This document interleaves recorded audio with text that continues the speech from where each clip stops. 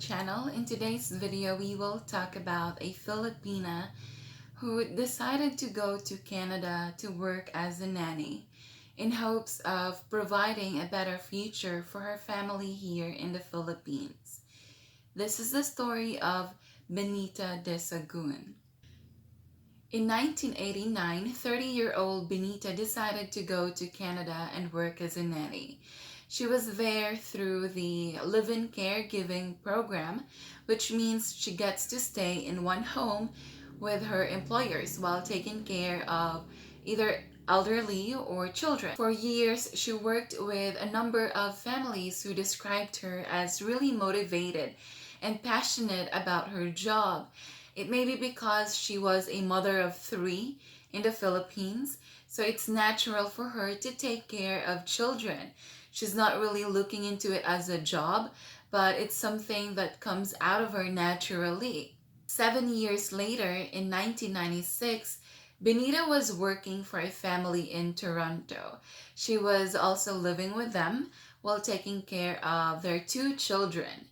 On the 10th of February 1996, after taking care of the children the whole day and helping around the house, Benita was supposed to have the night off.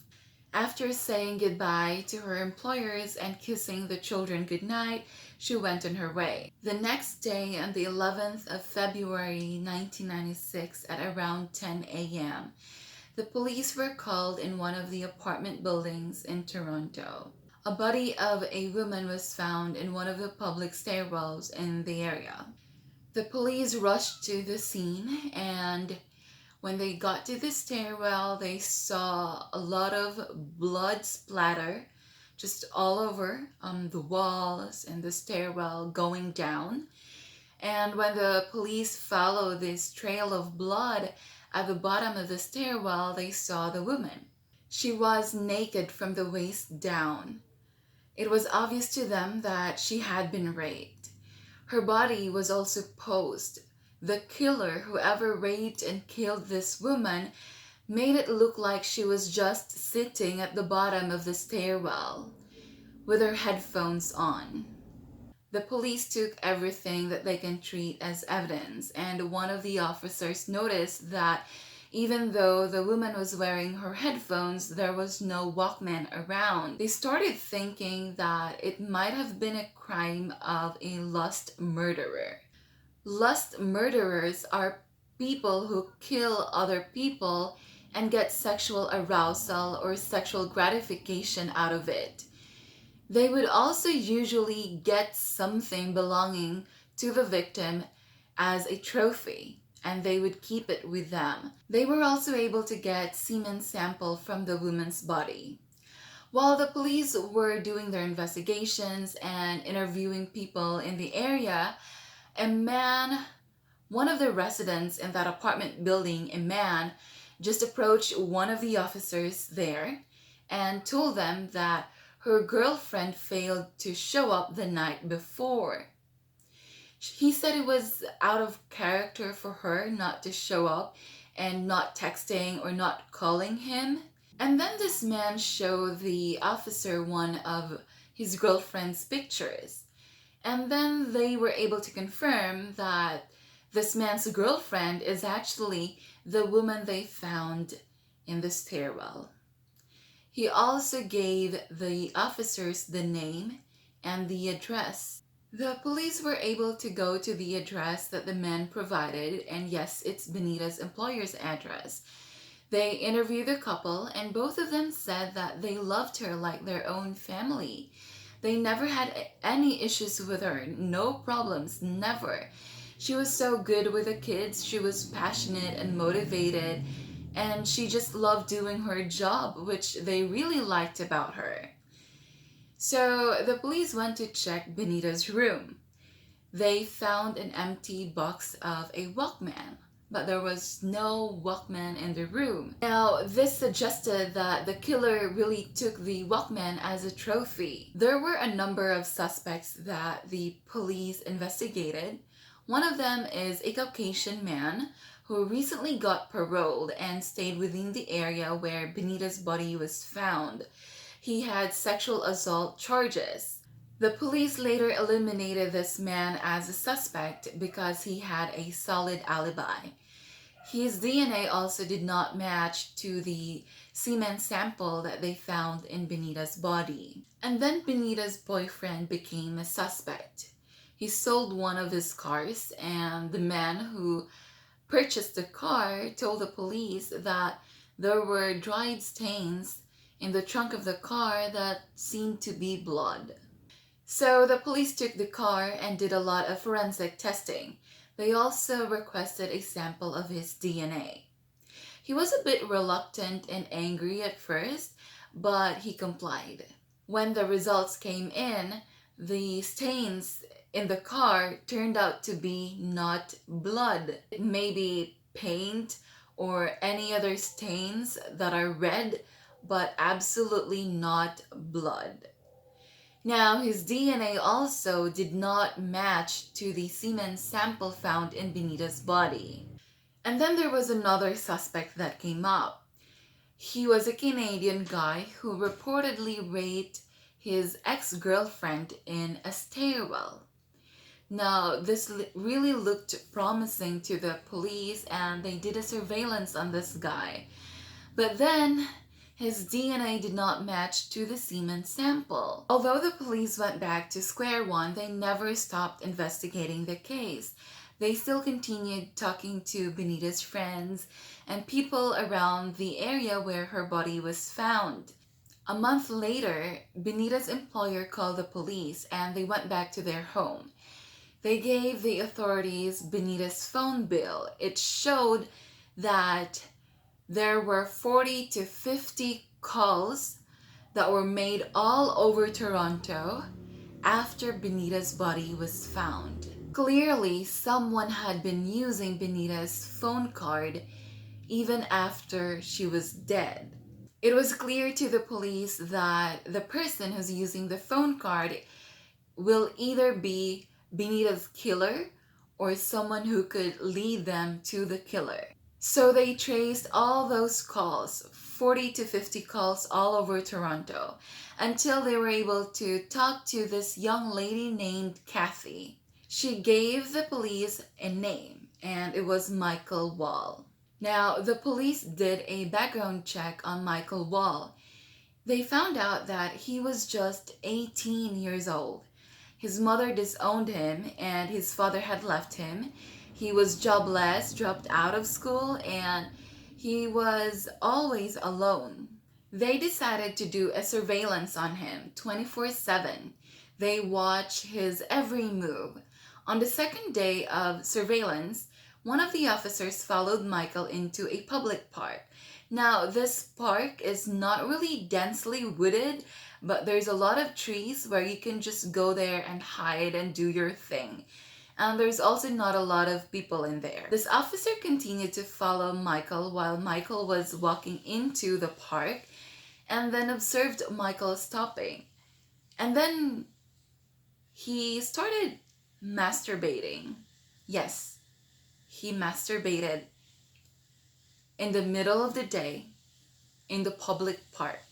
The officer, of course, was shocked, but there's nothing he can do. So he just waited.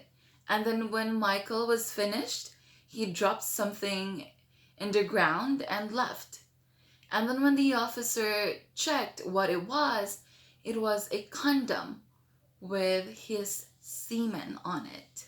Now, the officer also noticed that on the exact location where Michael Wall masturbated, you could see the exact building where the body of Benita was found. They were pretty sure at that time that they had their killer. Now, I have watched a lot of true crime videos, a lot of true crime documentaries, and this is by far the weirdest, the weirdest way of getting someone's DNA. A suspect's DNA. But hey, the police did not have any choice. So he took the condom and brought it for testing. But this was 1996 and DNA results can take days. So they continued their surveillance on him. On the next day, they followed Michael to the same public park. This time, he had a plastic bag with him that seemed to be really heavy. But that was not a crime. Carrying a plastic bag in a public park is not a crime. So, of course, they couldn't do anything. They just continued to follow Michael. And then Michael started following a woman in the park. But again, that is not a crime. You cannot arrest someone by following a woman or by following someone else. But then Michael started to run after this woman and struck her in the head. The officer who was following Michael immediately ran after him. The officer called for backup and they were able to catch Michael. They arrested him. The woman was injured and was taken to the hospital, but she survived. After a few days, the results came in of the DNA testing, and the semen on Michael's condom matched on the semen sample that they found in Benita's body. Michael was brought to trial and was convicted of murder. When I was doing my research on this case, there's not a lot of information online. It may be because it happened in 1996, or maybe because she was a Filipina living in a foreign country. She was an OFW, so they did not give it much attention, which is really sad. For those of you who don't know, as of 2019, there are about 2.2 million Filipino workers abroad. And that is a huge number. I found out that there are actually a lot of cases of abuse against Filipino workers abroad. And I think regardless, or no matter how hard our government tries to protect them, we just cannot protect everyone. One of the articles that I found about Benita, it was really an old one. It was published in 1996 as well. And there were like 1 to 2 paragraphs on the article about her. It was sad because it was mentioned there that when this happened, her reputation was also destroyed. It may be because she had a family in the Philippines and then she had a boyfriend in Canada. But I really believe that no matter what she's done, she did not deserve to die like this. She did not deserve to be struck in the head by a total stranger and be dragged down to a stairwell and continually struck.